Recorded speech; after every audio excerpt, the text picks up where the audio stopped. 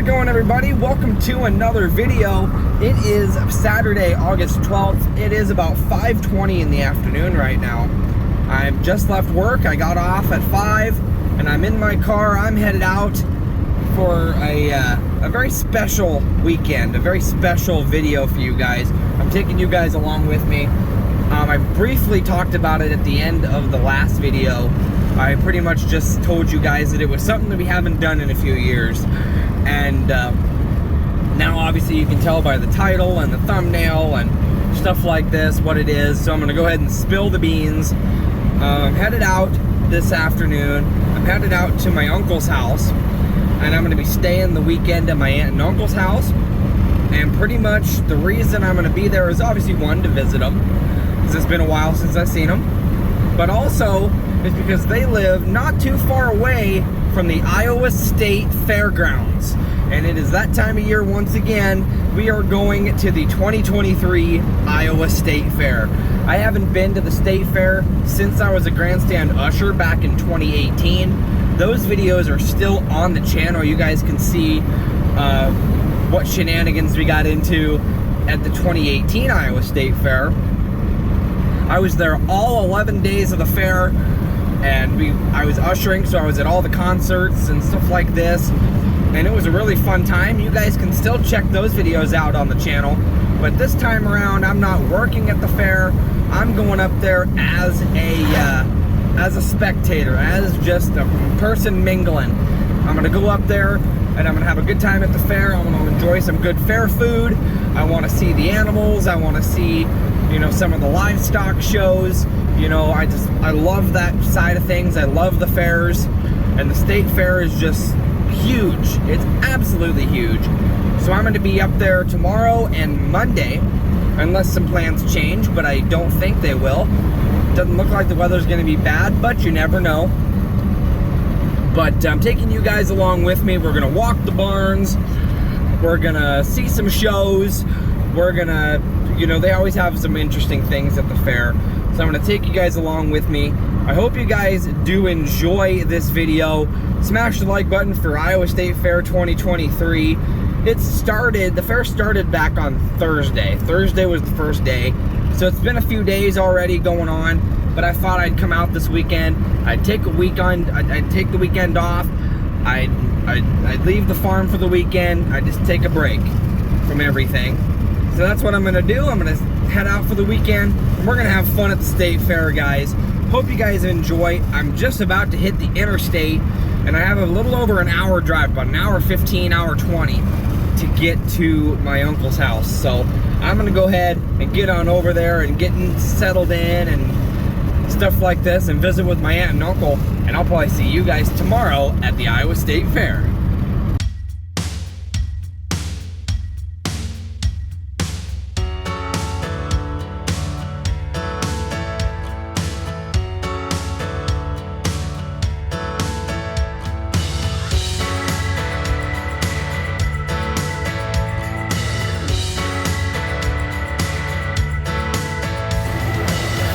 $30.60. Wow, he's a big guy.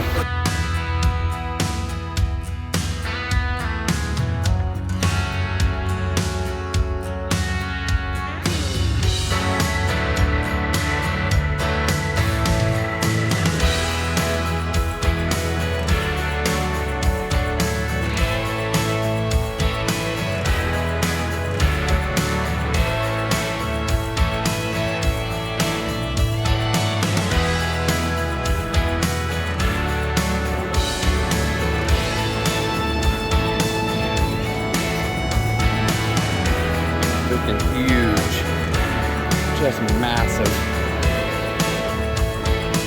He's got a good draft going, and yeah, dinner plates, massive.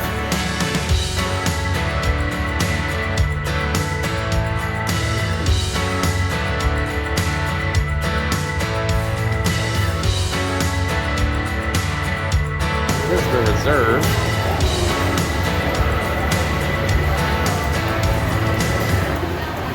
Wow.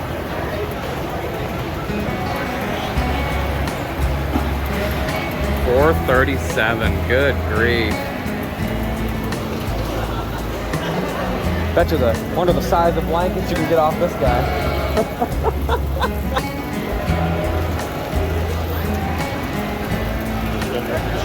Oh yeah, just soaking it all up. I would too. Look at you. Wow. You're a big guy, huh? You're a big man.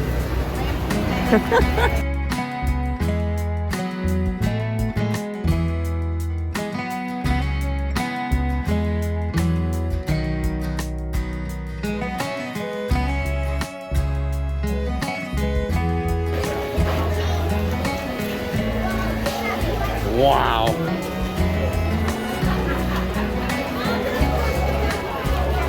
He is massive.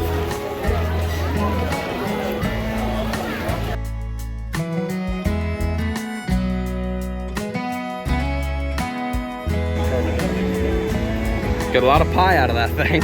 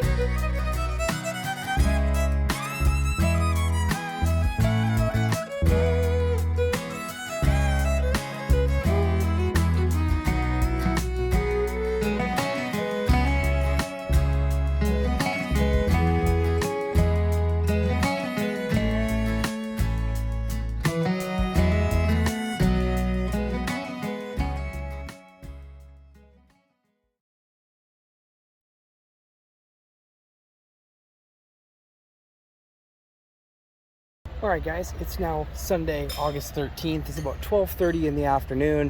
We are here at the Iowa State Fairgrounds for the Iowa State Fair 2023. I've been here for a few hours now, walking around, walking the barns. I've gotten quite a bit of footage for you guys. As you guys have seen, we toured some of the barns. I'm going to go back down towards the barns here in just a little bit. I showed you guys the big boar, the big ram, and the Super Bowl for this year. And I went into the Animal Learning Center, which is a really good spot to teach not only children, but people of all ages, the start of animal agriculture. Because what they do in the Animal Learning Center is they take a whole bunch of animals that are pregnant and expecting to have babies and put them in there, and you can witness the birth of these animals and see the newborns. You get to witness the birth of multiple different animals: pigs, goats, cows, sheep. You have eggs in there that chickens hatch out of. A lot of different things that you get to witness. So that was a really cool spot to see, was the Animal Learning Center. I had been in there before, but I didn't get to go up and see the actual farrowing area. I showed you guys both farrowing displays. You got to see the sows and the newborn piglets and stuff like that as well in the farrowing crates. But I'm up here at a spot now that I've never been on the fairgrounds before. I've been doing a lot of walking around to places that I did not get to go back when I was an usher in 2018. Now that I don't have to work here and I can just walk wherever I want, when I want, I am up here at the ring for the Iowa Hawkeye Horseshoe Pitching Championship, which to me, you know, it's really honestly a really sentimental place for me, because little history about me. Back in, I can't remember exactly which years, but I know it was 2 years in the 60s. Sometime in the 60s. It might have been like 65 and 67, something like that. My great-grandmother was a 2-time Iowa State horseshoe pitching champion for the women's division. And so I happened to stumble upon the ring. I happened to stumble upon the ring here where they do the horseshoe championship.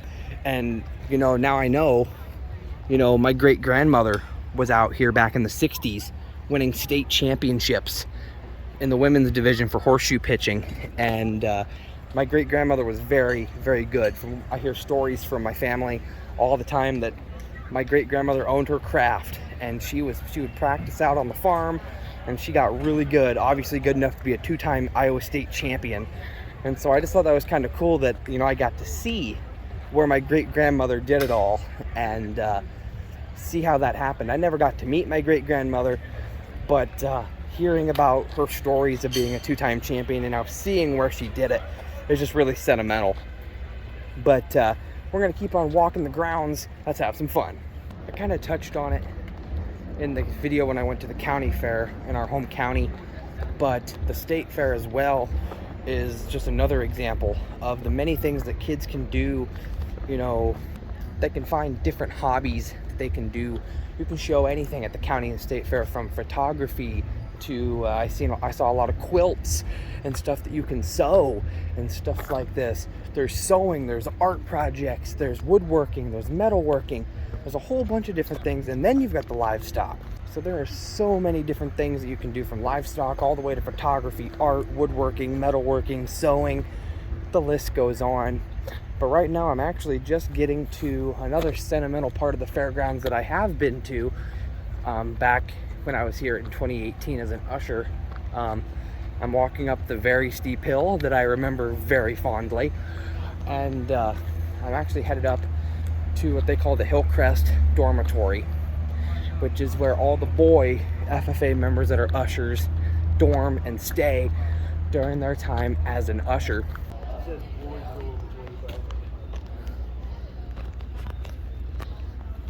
I did a lot of filming right here.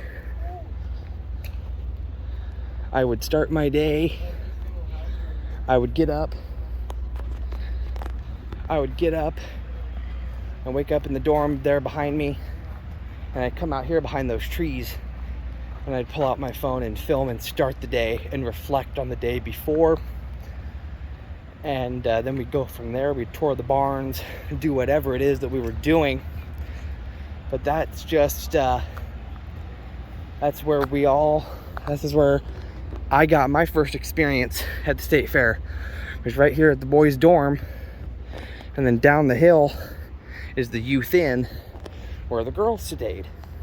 So I'm gonna head down kind of that way as if I was starting my day back in 2018. Yep, these are the old dorms. Us boys, we didn't get air conditioning and stuff like this. It was one big, don't know if I ever showed it in the videos from 2018, but it's just one big old empty room full of beds, and you lay on, obviously you sleep on the beds all in the same room, and then you go downstairs into like a basement area, and that's where the showers and stuff were. And then down here, this building is the youth inn where a lot of the girls stayed. It's more of a hotel style. They lived in style. Well, we lived the hardcore method. But I'm walking down the hill towards the youth inn, and I'm going to weave around towards one of the show barns and stuff like this. But it's just great being back here at the state fair. It's a beautiful day. It's mostly cloudy, getting a little breezy every so often. And we had a few little sprinkles of rain. There's some chances of some rain and storms tonight. And tomorrow it's only going to be about a high of 70 degrees. And so it'll be a really nice day to come to the fair. Not too hot, not too cold. But here is the youth inn. Back when I was an usher, this is where we came for breakfast and supper. You know, we would have our free meals. We'd have our meal vouchers, and we would go in here and do this. And you can see that they do different events in this area as well. There's a stage here, and they do some different events as well. But this is just you know, bringing back a lot of memories from my FFA days when I was up here. We're on the other side of the U-Thin now, and we got some John Deere equipment here, a 5060, a few other little John Deere tractors, some open cabs, some not. We're coming around here. Here's one of the outdoor show arenas. You can hear the cows going, and then over here we have the stalling barn. So we'll go in here. Looks like they're showing some calves in the ring, in the outdoor ring. They got some calves going out there. But we'll go into the stalling barn and see what's up. Very reminiscent of the county fair with the cattle stalls. This is a lot of the show cattle in here.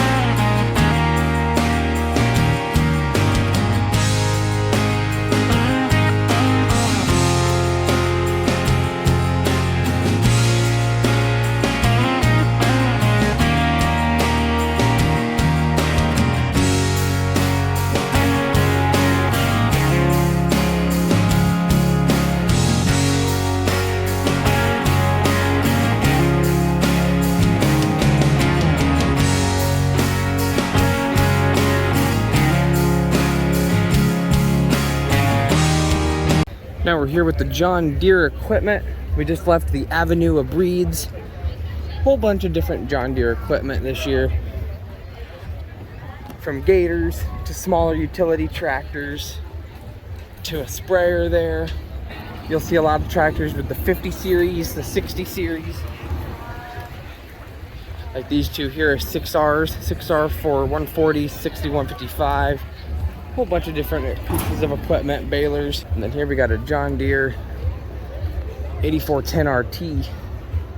It's got one big solid track on all sides. And looking at the inside, it looks like it operates a lot like our 8320. It's got your little throttle lever there and your shifter with the little knob on the side. Looks like it runs very similar to the 8320 at home.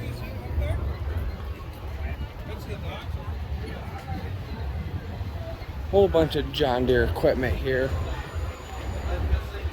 We got a 5090. And then over here we got some older equipment for show. Another 5067. And then over here we have a wheel loader, a skid loader, a small utility tractor. We're getting into like the 3 series, 4 series tractors. This is a 4044. This is a 3033. Your smaller utility tractors, if you will. Here's a 2830 with a lawn mowing deck. Whole bunch of utility equipment. Just across from the John Deere equipment, we've got the Kubota equipment. And this is actually the inspiration behind the color of my race car. My race car is actually, the orange I painted on it is actually called Kubota Orange. So it is very reminiscent of the orange of Kubota equipment. And looks like the door is open on this big guy. This is a Kubota M7 132 Deluxe. So I guess we will climb aboard. It's attached to a Kubota baler. We'll climb up into a Kubota tractor here and see how it looks. See how this thing runs. First off, I really like the very modernized dash setup here with a rev, with you got your odometer here, you got your temperature, your fuel, you've got your, this looks like your shifter, kind of like in the 7410, how I have that the lever over here.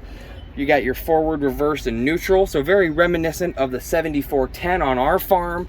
You got your turn signal horn, light controls, and then over here, this is your hydraulic lever for your loader on the front of the tractor. Really weird looking.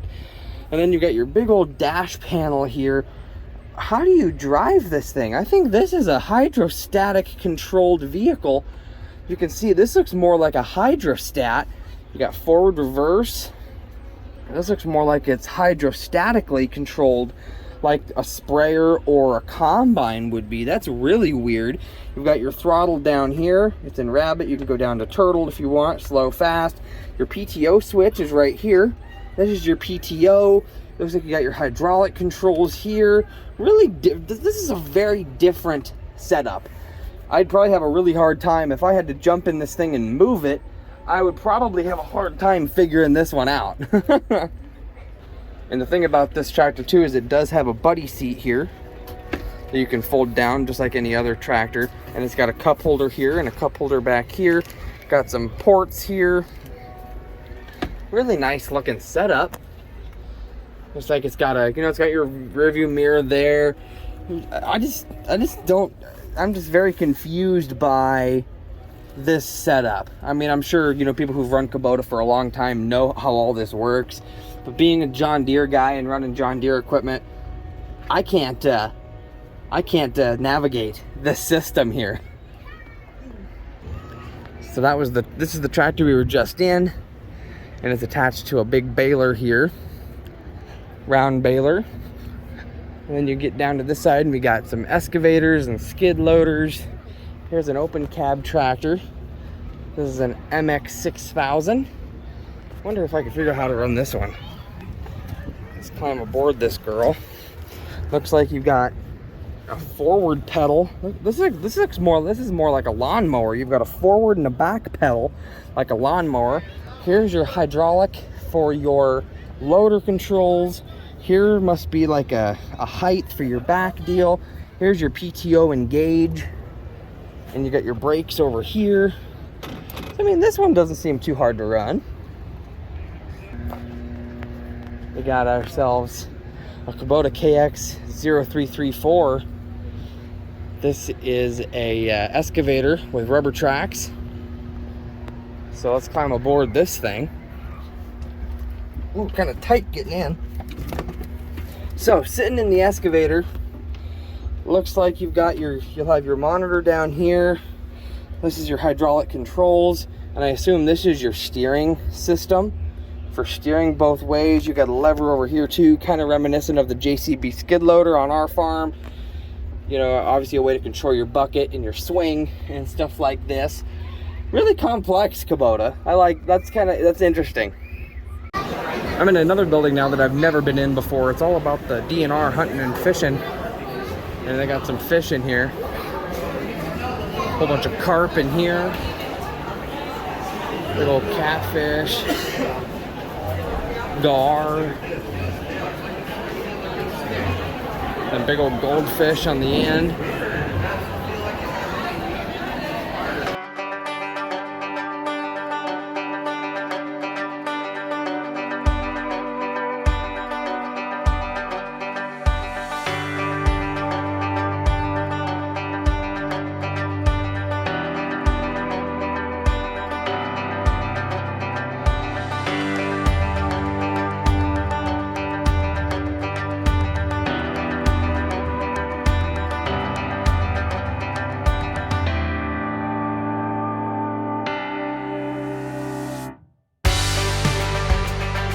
Alright guys, it is now 5:30 in the afternoon.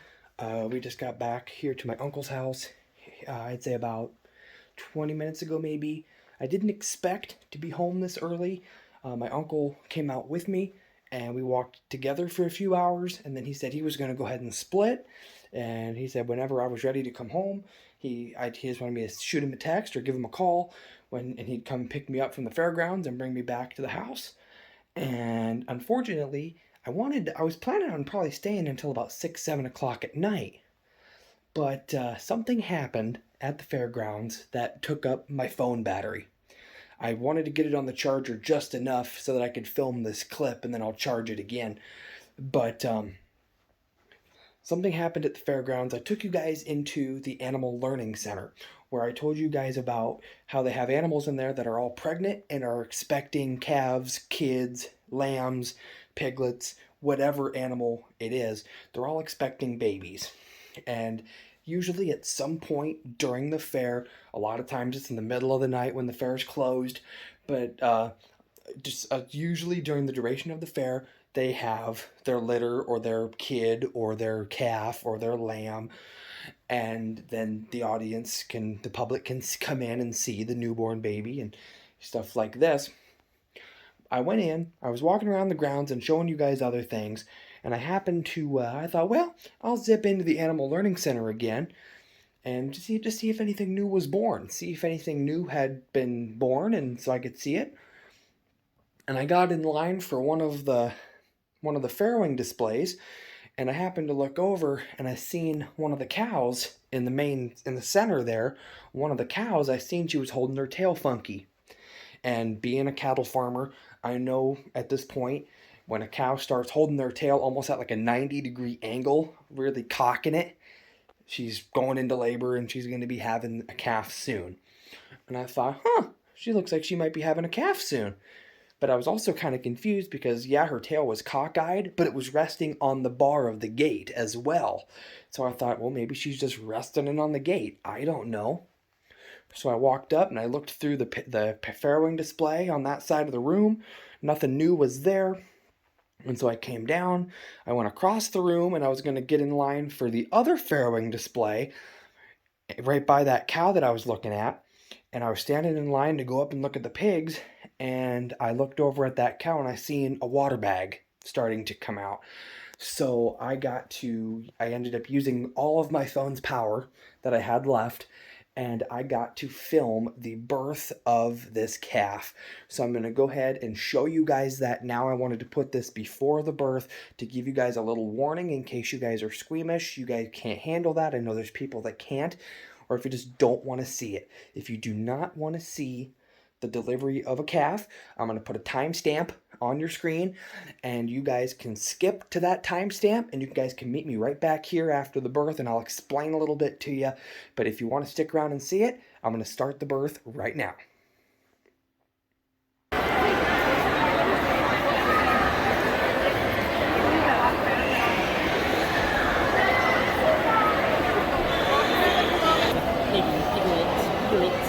They still got the umbilical cord. Oh, there we go. Oh, there she's going. Wow. There's the hoof.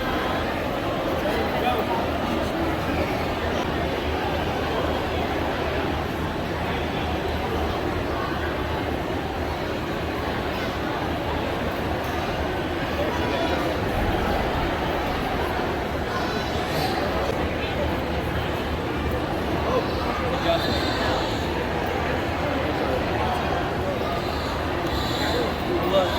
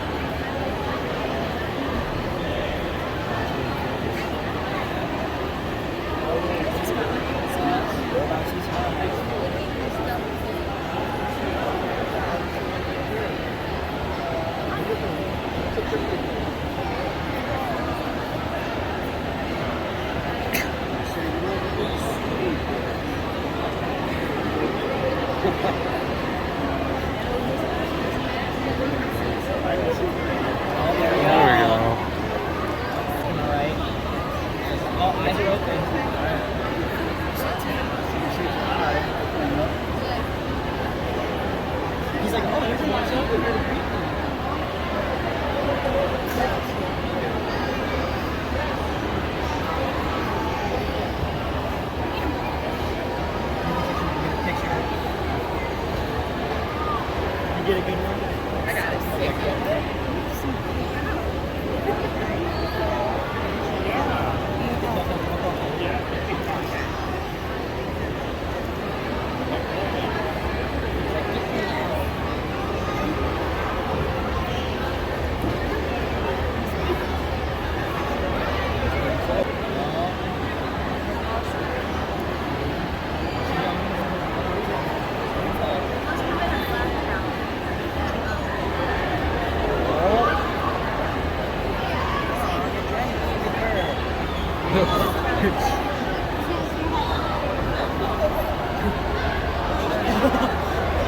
That's really sad.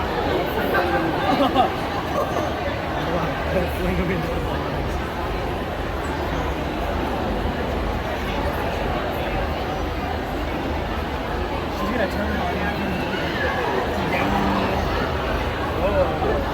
All right in my head.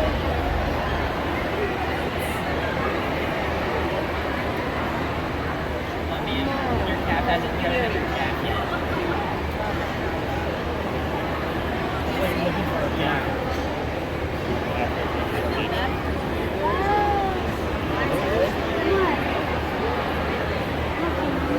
Oh, he's falling out. There he goes. He's slipping. There he goes. Oh my gosh. Oh, be careful. He's slipping. Come on, almost there. She's contracting again. She's contracting again.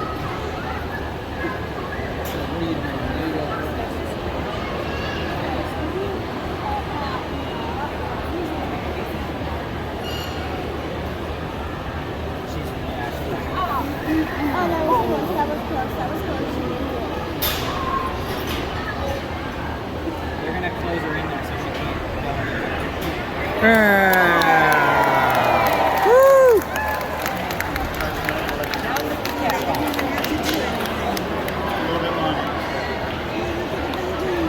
Could she get out?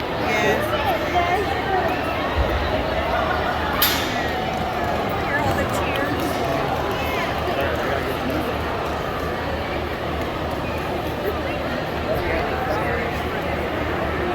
Yeah, but that's all we have. Like that. You're killing me. Get a picture. See? Didn't take 2 hours. Oh, it's covered. Thank you. Can I try? Can I try?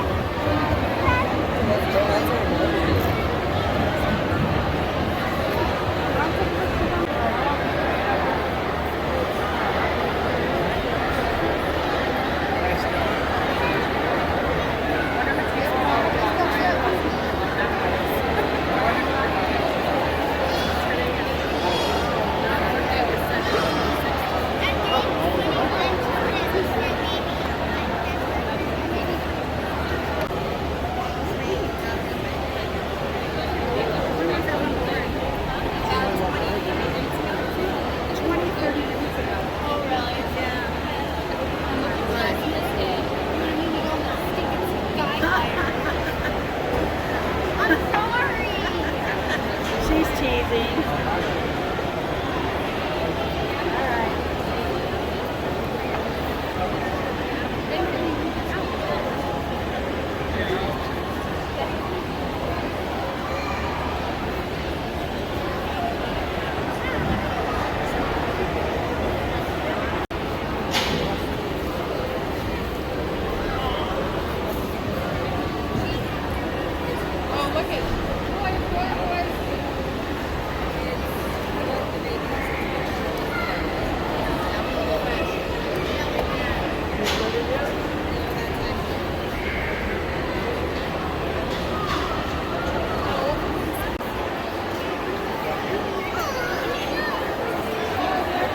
Come on, baby. Whoop. Almost.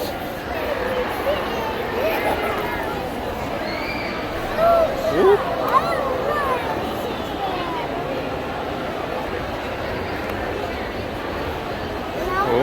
Whoop. Oh. Almost. Whoop. Did you guys get here? If you skipped it, are you here? Okay, what'd you guys think? If you guys watched the birth, as a cattle farmer, I believe that was a pretty routine birth, and nothing seemed to be troublesome. The form looked great. The calf came out feet and head first. Nothing was cockeyed. Nothing was stuck. Nothing, that part of it was great. I think the only problem was when she was trying to get the back hips of the calf out. She kept spinning around in circles trying to use gravity to get that calf out, and I think the hips just weren't coming out of the pelvis very well. And you guys saw in the video, as soon as that vet kind of shut that one gate and kind of cornered her a little bit, she was able to, that calf fell right out, and all was well with the world. And I tried to use whatever power I had left. I wanted to try to film that calf standing up. I wanted to try to catch its first steps on video as well. And unfortunately, that I couldn't get it. Every time that calf would move like he was trying to get up, I would film. So that's why there were a few clips of it trying to stand up. But then it got to the point where the calf would move, but he wouldn't try to get up. He would just move a little bit. And I would think he was trying to get up, so I'd get my camera out and start filming. And that was taking up a lot of my battery's power. And so I was down to 1%. And I went ahead and I just texted my uncle, hey, could you come get me? I'll meet you at the gate we came in. And then I just walked. I just left. So tomorrow I plan on going back to the fair. I'm going to drive my own car over there. And so I plan on going back to the fair. So one of the first things we're going to do, because the gate that we go in is right there by the Animal Learning Center. So pretty much the first thing I want to do when I get there is I want to go into the Animal Learning Center and I want to check on that calf. I want to see how it's doing. I want to see it. At this point, it should be up. And I'm hoping that as long as everything was good, it should be nursing off mom, getting colostrum, getting everything it needs to get its life started. So that's the first thing I'd like to do, is show you guys an update on that calf. And there was nobody had looked as of the birth to see if it was a bull calf or a heifer. Personally, I guess I didn't see anything either. It's not like I was in the pen either. So I don't have any hunches. It wasn't very big. I mean, it's not like she had much trouble, so I'm leaning towards it being a heifer calf. Generally, bull calves tend to be a little bit bigger, but you never know. It's 50-50 shot. By tomorrow, they should have a sign on the pen, just like all the other animals you guys saw, that'll say, the weight and what the gender is. So I'll definitely give you guys an update on that calf tomorrow, and then we'll see what other stuff we get into, see what other stuff we can find. I was super excited to be able to witness that. It was kind of unexpected, so it did end up cutting my fair day a little bit short, but that's all right. I got to witness. That's the first ever calving that I've actually got to witness in full. I showed you a few months ago in a video, we had a heifer that was starting to deliver a calf, and you could see the feet sticking out. And we ended up corralling it and getting it in the barn. And then we gave it a little bit of time. And then when we were going to go in and help pull this calf, it was already on the ground. So that's the first calving I've actually got to witness in full. So I wanted to take you guys along with me for that. Like I said, I think that was a pretty routine calving, besides the hip locking problem there at the very end. But it wasn't a major issue. Mom was still able to get it out on her own. Just took a little bit more time. I made sure I got as many clips as I could of mom licking the baby. The baby was doing great. It was trying to get up.